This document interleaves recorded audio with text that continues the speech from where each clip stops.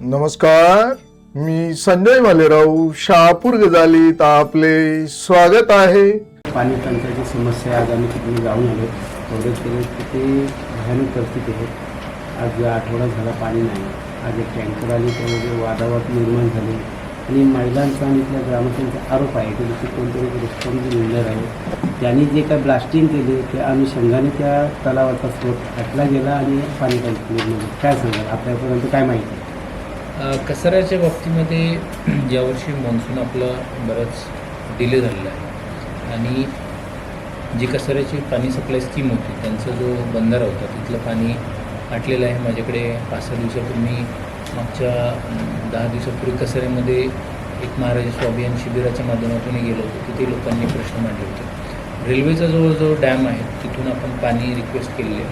त्यांचे जे AGM आहेत त्यांनाही मी बोललेलो आहे आणि AGMनी तत्वता मान्यता दिली आहे. पाणी उपसा किती होईल ते क्वांटिफिकेशन त्यांना पाहिजे. त्या बाबतीमध्ये आमचं नियोजन सुरू आहे. त्याचसोबत जे गाळ तिथे मोठ्या प्रमाणामध्ये ग्रामपंचायतचा जो बंधारा आहे त्यामध्ये मोठ्या प्रमाणामध्ये गाळ साचलेला आहे.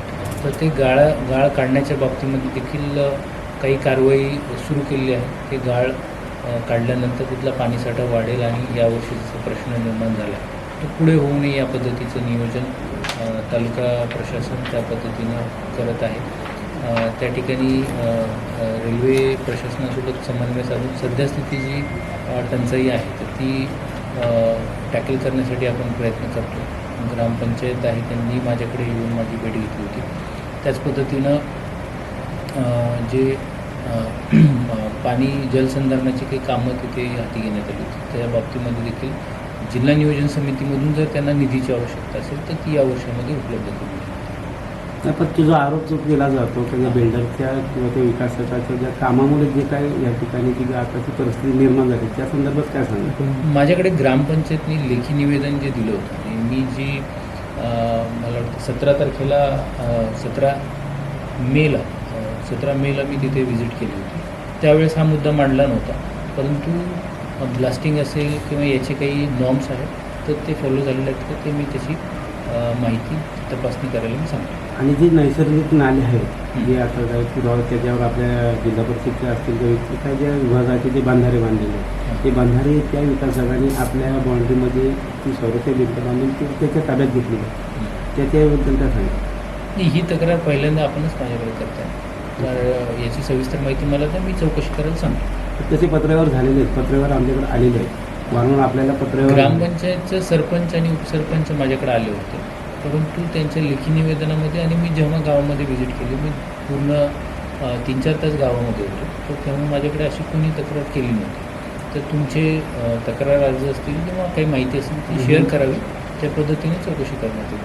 आणि सर जे बाल हक्क आयोगाच्या वतीने जे काय शहापूर तालुक्यात आणि टंचाई निर्माण झाल्याच्या संदर्भात आज कारवाई झालेली आहे त्या संदर्भात काय सांगा? दाबूरमाळ इथं जे पाणी नेण्यासाठी तिथली जी महिला असतील तिथली काही मुली असतील तर त्यांनी डोक्यावरती हंडा घेऊन तो डॅममधून पाणी नेत होतं त्याची बातमी सगळीकडे प्रसारित झाली होती. त्याची मी देखील गंभीर दखल घेतली आणि तात्काळ आपण तिथे पाणी पुरवठा योजनेचं काम जे आहे ते सुरू केलं. साधारणतः आज मोटर लागलेली 2 दिवसामध्ये आपण तिथे पाणी पुरवठा करणार आहोत. तिथे टँकर पोहोचायला जो रस्ता ॲक्सेस पाहिजे होता तो 6 किलोमीटरचा आपला रस्ता लागतो. कच्चा रस्ता जरी बनवायचा असेल तर 6 किलोमीटरचा रस्ता आवश्यक होता आणि आपण प्रधानमंत्री ग्रामसडक योजनेमध्ये हा प्रस्ताव तयार केला होता, परंतु लोकसंख्या जी आहे ती तिथे कमी आहे आणि खर्च आहे तो 15 कोटीचा खर्च पक्क्या रस्त्यासाठी लागत होता. आत्ता आपण काही शासनाची योजना असतील आणि सामाजिक संस्था यांनी पण त्याच्यामध्ये सहभाग घेऊन कच्चा रस्ता आपण तयार करतो. त्यामध्ये साधारणतः 60% काम कच्च्या रस्त्याचं झालेलं आहे. कच्चा रस्ता झाल्यानंतर एखादा टँकर देखील आपलं किंवा हे लगेच पोहोचू शकतं, परंतु पाणी पुरवठा योजना देखील आपण सायमल्टेनियसली केली आहे. तिथे आपण पाण्याच्या टाक्या पण असतील त्याही आपण हे करतो आणि लवकरच 1-2 दिवसामध्ये तिथे पाणी पुरवठा आपण सुरळीत करण्याचा प्रयत्न करतो. सर आता शहापूरमध्ये किती टँकरद्वारे पाणी पुरवठा गावाने केला जातो? आता 37 टँकर आपले चालू आहे आणि त्याचा देखील पुढच्या वर्षीचं नियोजन जे आहे म्हणजे तिथे TPWS असेल, तिथे इंधन विहिरी असेल, तर ते मी नियोजन यावर्षी लवकर करायला सांगितलेलं आहे. जल जीवन मिशनच्या माध्यमातून मोठी कामं आपली सर्वात बाहुलीची एक मोठी योजना आहे. तर त्यामध्ये देखील MJP काम करत आहे. तर ते योजना चांगली करावी, ती क्वालिटी त्याच्यामध्ये ठेवावी, अशा पद्धतीच्या मी सूचना आणि जिल्हा स्तरावर बैठक घेऊन तसे आढावा घेतलेला आहे. या वर्षामध्ये जलजीवन मिशनची 100% कामं पूर्ण करण्यासाठी जिल्हा परिषदला मी सांगितलेलं आहे आणि त्याचा आढावा मी वेळोवेळी घेईन. सर, बाहुली धरणाची जी काही टाकी आहे ती टाकी त्या विकासकाच्या जागेमध्ये बसवण्याची ग्रामपंचायतच्या काही सदस्यांचा, नागरिकांचा त्याला आज आरोप झाला आमचा की त्यांनी ती मुद्दाम जाणून दिली की टाकी प्रशासनाने त्यांच्या जागेत बांधलेली आहे. याच्यावर काय सांगितलं? नाही, आपण माहिती मला आज आपण पहिल्यांदा देतो, त्यानुसार आपण चौकशी करून मी सांगतो. धन्यवाद. थँक्यू. ताज्या घडामोडींसाठी पाहत राहा शहापूर गजाली. धन्यवाद.